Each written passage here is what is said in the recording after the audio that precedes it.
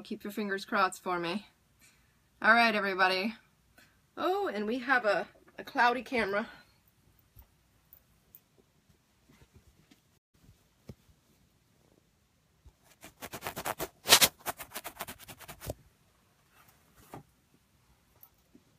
Better? Okay. Oh my goodness. Oh my goodness. What in the heck is going on with me today? Okay. Hey, everybody's getting back on, jumping back on. So thank you for being patient with me, especially my scopers that are sitting here watching me do all of this. All right. Let's see. Trying to make it. Okay. All right. So I know the quality isn't going to be as good as the computer, but bear with me. It's all the information, right? Okay. So how many of you know the symbol? And I didn't see a response on Facebook yet. Periscope, I might have missed it. But anybody know? This is actually the symbol for something that everybody freaks out about a few times a year. This is an astrological symbol. It's a planet. The devil. Yes, it's the devil. That's me, honey. I'm the devil. Mercury, Angela got it. Woohoo! Yes, yes, and actually Christina, you got it. Hey, honey. Yes, Mercury. So this is the symbol for Mercury, the messenger, the communicator. So when we get messages, channels from spirit, right? So this is like the perfect channeling type of symbol. And channeling is all about communication with spirit. Okay, so let's talk about the 5 things that psychic advisors don't tell you, won't tell you. Most won't. In fact, most will go against what I'm going to tell you. Nope, not Saturn, it's Mercury. All right, so the first thing I want to tell you about is a lot of times when you go to a psychic advisor, they will tell you, don't read for yourself, right? All right, yeah. Okay, so it looks like my phone is going to die soon. Wonderful news. Let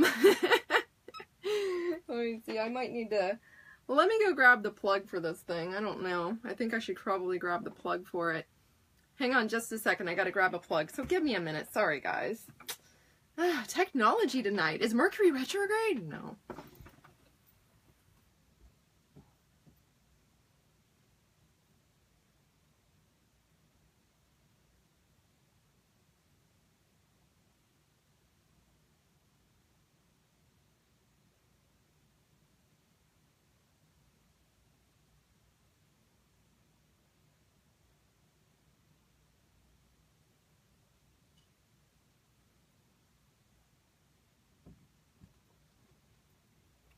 I'm back with a cord. Okay, let me plug this in. And yes, this is the entry of hell. I'm getting asked the weirdest questions on Periscope right now, as usual. All right. Oh, I have a new computer, and I don't know. Well, this is just a fun disaster tonight, isn't it? Hopefully nothing strange happens to you guys as I plug you into my computer. It starts like doing something weird. Alright. So. Yeah, really. Somebody's like, tell the people on Facebook to switch. Hello.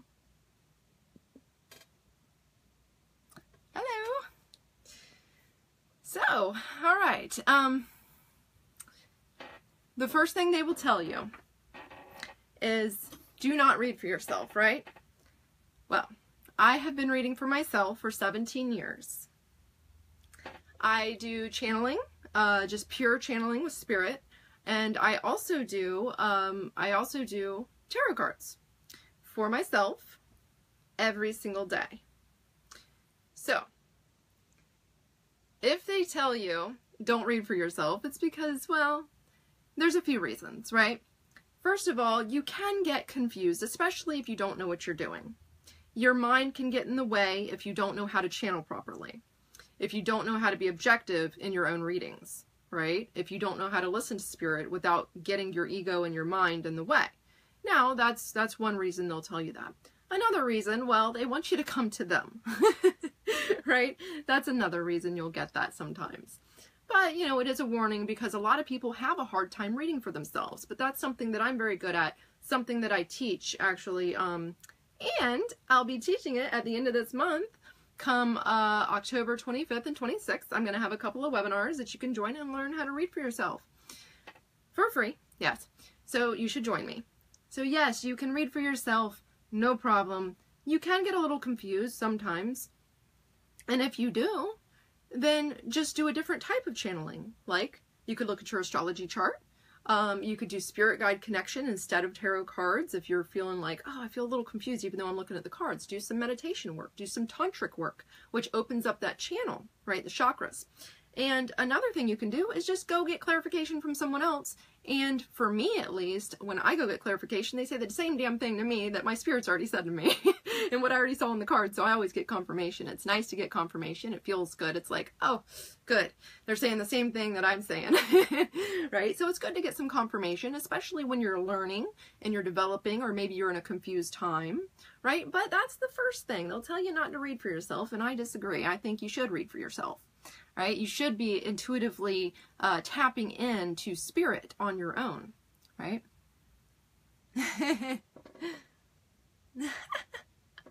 Somebody's on Periscope. Fear this woman. Fear me, I'm the devil. All right, anyways. All right, number two.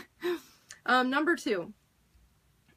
Anyone can read the cards.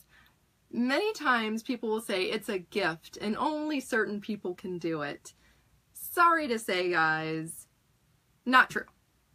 Some people, now this is just like reading and writing. This is just like math, science, right? You're good at certain things, writing, right? You're good at certain things and you're not so great at these other things. You gotta work harder, right? Same thing with this stuff. Same thing with psychic work, intuitive work. Some people are more natural at it. Other people have to work harder. Honestly, I was one of those people that had to work harder. My mom is a natural psychic. My brother is a natural psychic. My grandmother, my great-grandmother, they're negative blood type. I'm positive. I came in having to work. You can see it in my astrological chart, and you can see the karma with my mother and how she's a natural psychic and she learns from me. And because I'm a teacher, right? And because I'm not a natural psychic, but I had to learn to channel, but it's in my chart. I had to learn the skill and develop it and then teach it to others. That's one of my big purposes, right? And I also help my mom and she helps me. It's funny because she always used to say to me, well, Brandy, don't you just use your intuition. And I was like, what the hell does that even mean? You know, what do you feel? Feel? Let me think about it, right? I was always a very big thinker, very much into books and studying and reading. I read like 10 books at a time, right? I have a lot of knowledge. I'm like a library. Some people call me Encyclopedia Brandy, right? But I had to develop that sixth sense. I had to learn and understand it to even believe it and actually get experience with it to get there. So anyone, yes, can read the cards because I have taught people that had never touched a deck of cards, didn't know anything about it, never tapped into their intuition. I have sat down with them, coached them for an hour, and they could read some cards, right? So yes, anyone can read the cards. It's just a learned skill. But you have to understand how to do it. You can't just pick up a book. In fact, that leads us to number 3, right? So the third thing that your psychic advisor will not tell you is that you cannot use a book. Do not use a book when you're reading cards ever. If you're using a book, you're doing it wrong. absolutely wrong. Wrong, wrong, wrong, wrong, wrong. And I did that for the first few years. Didn't know what the hell I was doing, right? And when you look at these books, you go, oh, well, this card means this. Well, guess what? It doesn't. That card means many, many, many, many things and has many layers and symbols within it. And you have to understand the context, the colors, the numbers. You have to understand all these little things to get the most out and to get the depth out and to be able to read them in context to other cards, right? You can't just pick up a book, look, and then just randomly pull cards and read the book. Yeah, you're going to get some advice probably, because all these cards are advice cards, right? They to help you to develop and evolve. You can't use a book. You have to study the cards. You can use the books to study and to get a better understanding. You need knowledge to read the cards. But if you're going to read cards and you're going to pull a spread, you can't use a book, because then you're actually not using your clairsentience. And that's number 4. The fourth thing that they won't tell you is that when you're reading the tarot cards, you are channeling with your second chakra. You are using your clairsentience.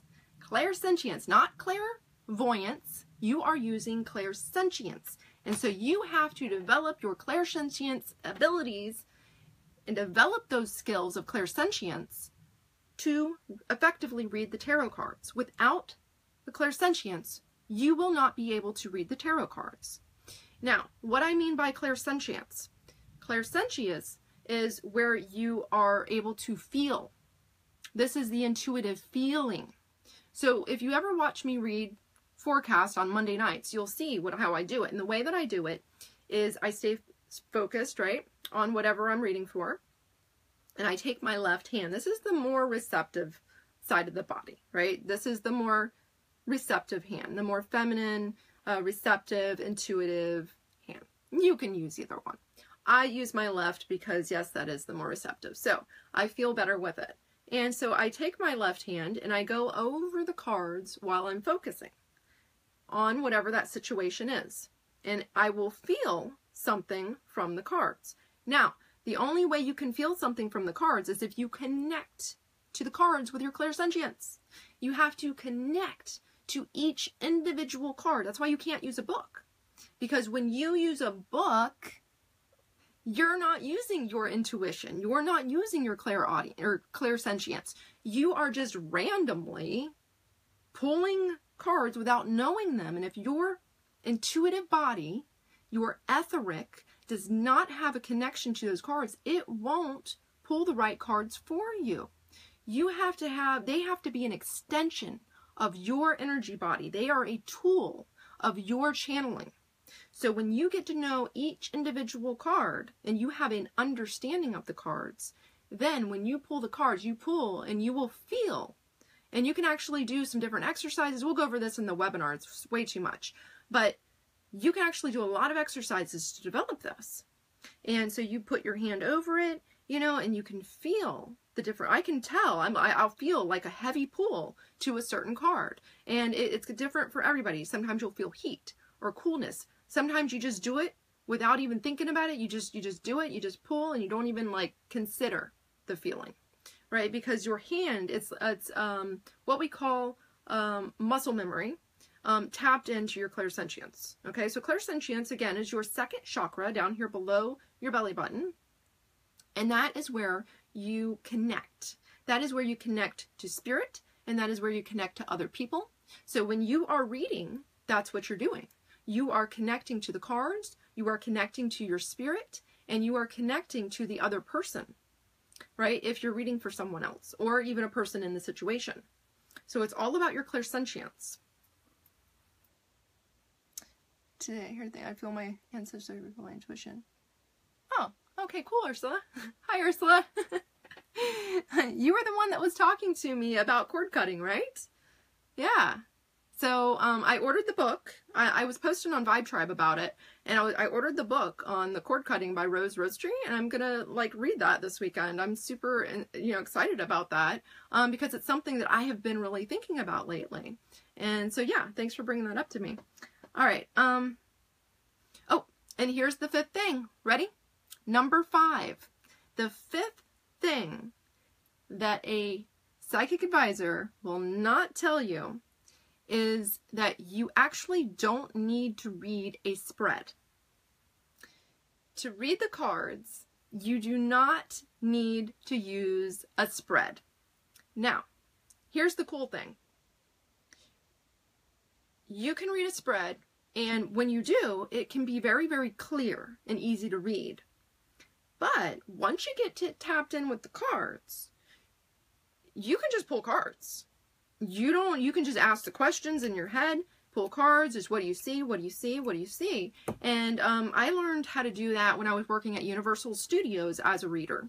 I worked here in Orlando at Universal Studios, and I sat down with the psychic that hired me, and she said, hey, you know, pull me some cards, I need you to do some readings for me. I started reading for her, and she was like, whoa, whoa, whoa. She taught me something that you know, really just took me to another level. She goes, you need to stop using your brain so much and thinking and hesitating. She said, you don't need any spreads or anything. You just go for it. You just throw cards and you read. And I was like, okay, I've never done it that way. So I started just pulling cards, reading for her. I pulled pretty much the whole deck. And I gave her, she said, one of the best readings she's ever had. So I started doing that, and wow,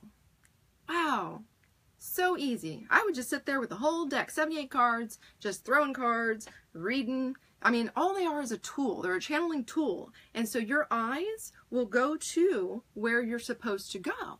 They'll pull towards certain symbols in the cards, and you'll just see certain things and say certain things, right? Many times now what I do, because I am a channel, I will channel spirit, and they will tell me things, and then I will pull the cards and confirm it. I used to do it the other way around. I used to pull cards, and then I would channel spirit to see what they would say. But now I know that my spirit guides, they can tell me just as easily as my cards. It's really great. You can see a little tag poking out. First deck recommendation. Actually, I have a whole video on that. But the Rider-Waite deck. Absolutely. Yeah, thank you, Thomas. Yep, he's helping out even though he couldn't join me tonight. He's not feeling good. But yes, the Rider-Waite deck, if you go to vibetarot.com, that's my website for my tarot courses and stuff. It's called vibetarot.com. I actually have a page of recommended decks, and I tell you about the different ones. And the one that I always highly recommend to, especially beginners, and this is what I still read today, 17 years later, is the Rider-Waite deck. And I actually have the Radiant Rider-Waite deck now. This is the Radiant deck. You can see how bright it is and very colorful, right? So this one is just a beautiful, beautiful deck, Radiant Rider-Waite. And I do have the link to the Amazon store on Vibe Tarot. So that's the 5 things. Hey, that's the 5 things that your psychic advisor will not tell you about reading tarot cards. And I hope you'll join us at the end of the month, October 25th and 26th, on our free webinar.